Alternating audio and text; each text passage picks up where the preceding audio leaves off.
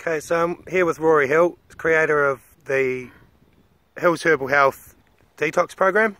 He's going to give us just a bit of a breakdown on the fundamentals of the detox, how it works. So what's the issue? Like what's the issue? How do we solve that issue, and what are the benefits basically? Like, yeah. So give us a bit of a breakdown of that. Okay, so what's happening today? People have changed. We've changed the diet. You know, maybe a few generations back, our grandparents used to cook everything from scratch. Now we use. I like to use the acronym CRAP. So C stands for carbonated beverages, R stands for refined foods, and A stands for artificial colorers and preservatives, and the P stands for processed foods. So what's happened is we're on this Western diet, this Western crap diet, and it's affecting the way our assimilation of nutrients is taking place. And not only that, the soils are so nutritionally deficient, etc., etc. So we're snacking between meals, wrong combination of foods, and what's happening as a result of that is people are getting constipated. So they're getting IBS, so irritable bowel syndrome. And unfortunately it's causing a lot of constipation out there and malabsorption of nutrients as a result. So what we've developed an online detox program for people to heal their bowels, and it's a tailored program. So based on your symptoms, we'll be able to work out, you know, maybe we need a little bit more cathartic herbs like Cascara sagrada, senna, aloe, and not aloe vera, that's aloe ferox, or Cape aloe known as, and we put other herbs in there like we put in barberry, buckthorn, turkey rhubarb, a little bit of stimulating herbs, circulatory herbs like cayenne pepper and ginger, just to give it that push and pull effect. We put in, you know, some vermiform like garlic or golden seal, and just to make sure. So that's on the Bowel Detox #1. So all those herbs are listed there, and so basically it's going to help blast loose old fecal matter that may be sitting there, and it's going to help stimulate the peristalsis of your small intestines, your bowels. So what happens over time, they become a bit sluggish because they're involuntary muscles. They're not like our biceps, we can flex them. They're voluntary muscles. The bowels and the digestive system is all involuntary. So by using the cathartic herbs, they've got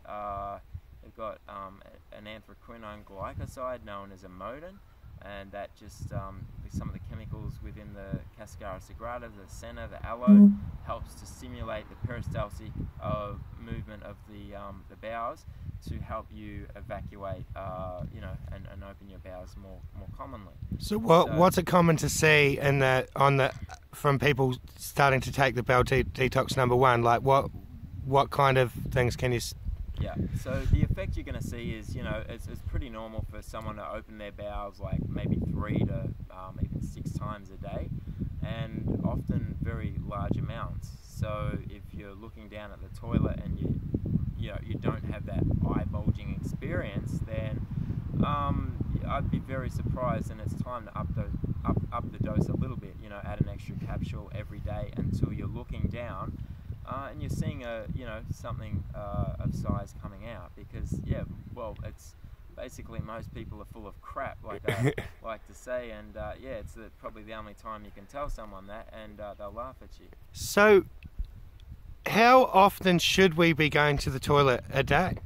Yeah, so if we look at any primitive culture, we see that, you know, has not been tainted by Western civilization. We'll find that, you know, they'll open their bowels within 20 to 30 minutes after every major meal they eat. Just as a baby, like if you feed a baby and that's just liquid, that's breast milk or bottled formula, they'll pretty much go to the toilet after every time you feed them, and probably more, probably twice as many times as you feed them. And if your baby wasn't going to opening their bowels at least probably a few times a day, to maybe 6 times a day, you'd probably take them to the doctor. But over time, what happens is we're a lot more dehydrated when we get older, and wrong combination of foods, and with a crap diet that we're ingesting. What happens is we get constipated, and it becomes our norm. So, you know, even doctors and nurses, they'll say, well, it's normal for you to go to the toilet, you know, even every second day, and sometimes they'll say once a week. But in my opinion, I don't think that's normal, and I don't think that's the way the body is intended to work optimally. So, with this build-up that happens, how go into a little bit of detail on how the build-up works. There's two different types of build-up or sort of blockage in the bowels themselves, right? Yeah. So what we've got two bowel formulas, and the first one, as I mentioned, with the cathartic herbs in there, the Cascara Sagrada, the yellow, and the senna.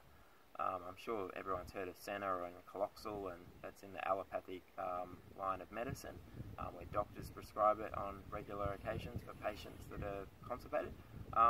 So that's going to get your bowels moving. So once your bowels are moving actively, what we also want to do, we want to introduce some other herbs and also charcoal, which is in our bowel detox number 2. So the charcoal we use is an adsorbent, so instead of acting like an absorbent where it just sucks or sponges up, it actually acts like a magnet. So things like heavy metals and inorganic minerals are going to get pulled out of the body. And we also put in other herbs like some mucilaginous herbs like slippery elm, marshmallow. Marshmallow is a lot more detoxifying than the slippery elm, but both are very mucilaginous, like that jelly-like consistency that we see in a marshmallow lolly. That's what gives the mucilage, gives it that gooiness. That's very healing to the mucous membranes. And we also put in some, say, fruit pectin, which is very good at detoxifying of heavy metals, etc. And we also add some bentonite clay. Often, depending on availability and the symptoms of the person, we'll cater the amount that we're adding to the formula. So this is pulling toxins out from the not from inside these tubes, but from the tubes themselves. Yeah, well, that's correct. Similar to, like, if you look at your face, and you know, ladies and even guys now, they go and get face masks. They get a clay mask. They get a beautician to do that. You don't see, maybe you look at someone's skin, you go, well, I can't really see anything there. But after, like, they do the detox, the clay mask, and it pulls out a lot of the toxins in the skin, you'll see that, oh, they look a lot cleaner and a lot clearer, and their skin's glowing. Well, the bowel has very similar cells to the skin and the epithelial cells, but they're thinner because it needs to be thinner to absorb the nutrients into the bloodstream. So what happens is they're a lot more susceptible to you know, chemicals and pesticides and larvicides, fungicides, genetically modified foods, etc.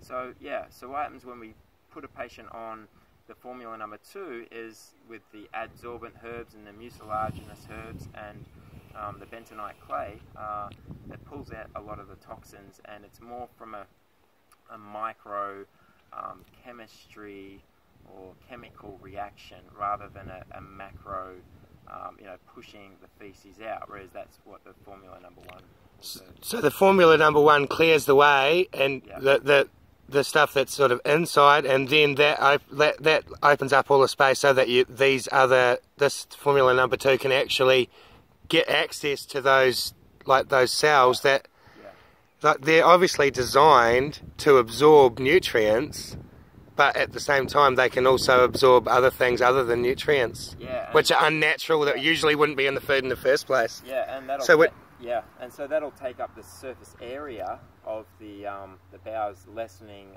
the efficiency of the absorption of those minerals and vitamins into your bloodstream.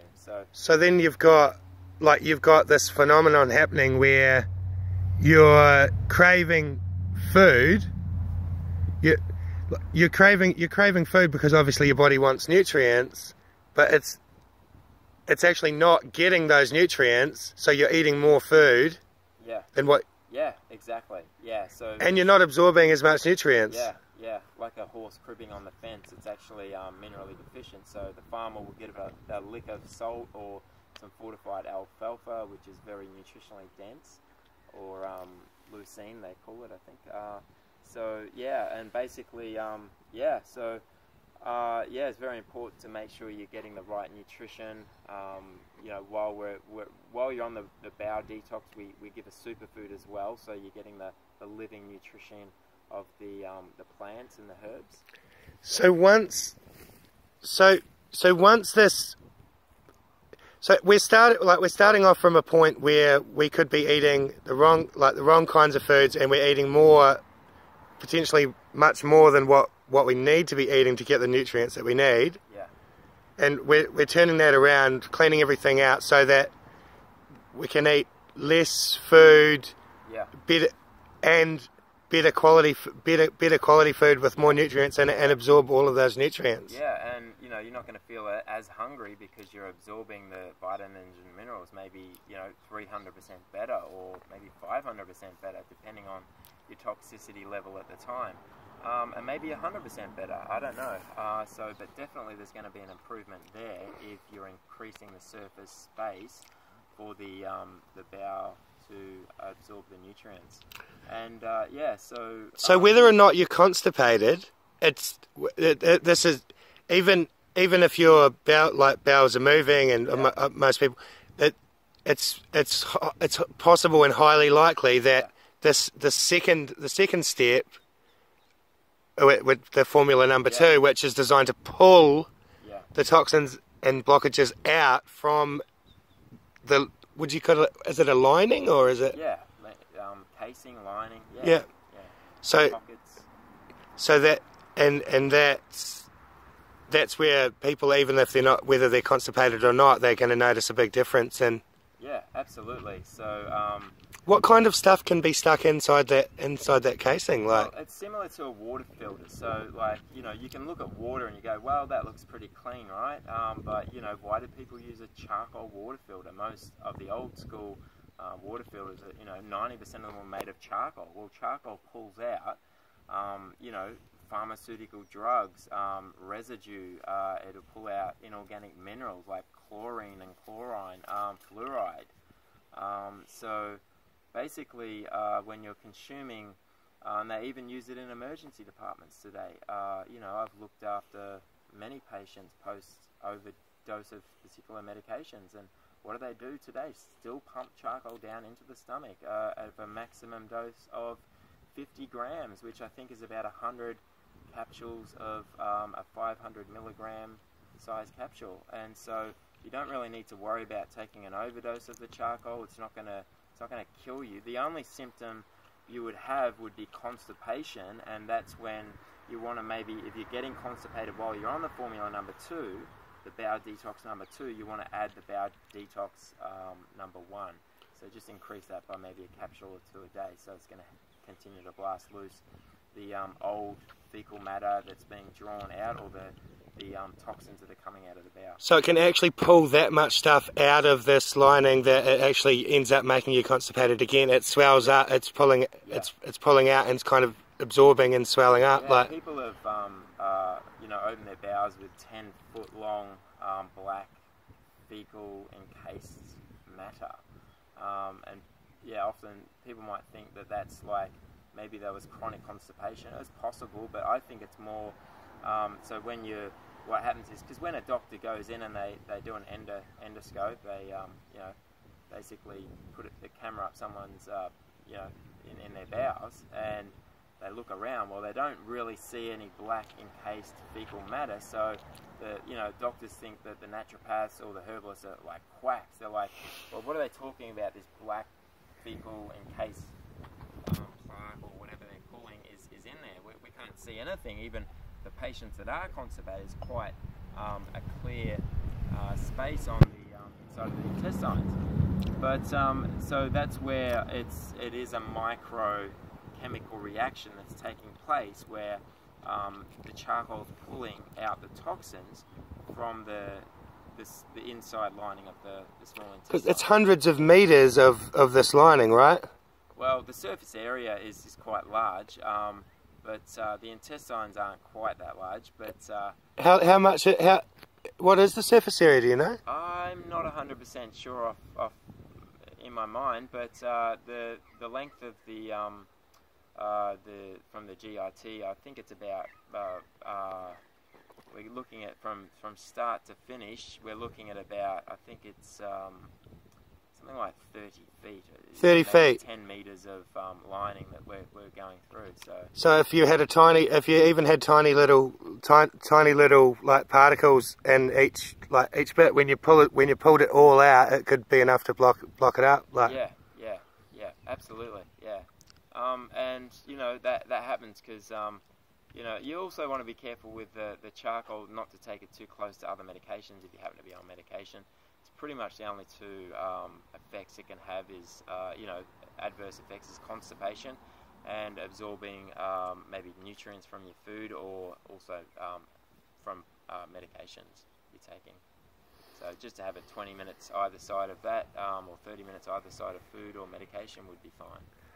So this is, like I've heard you say, that this is sort of like this is the starting point for just about any different kind of healing.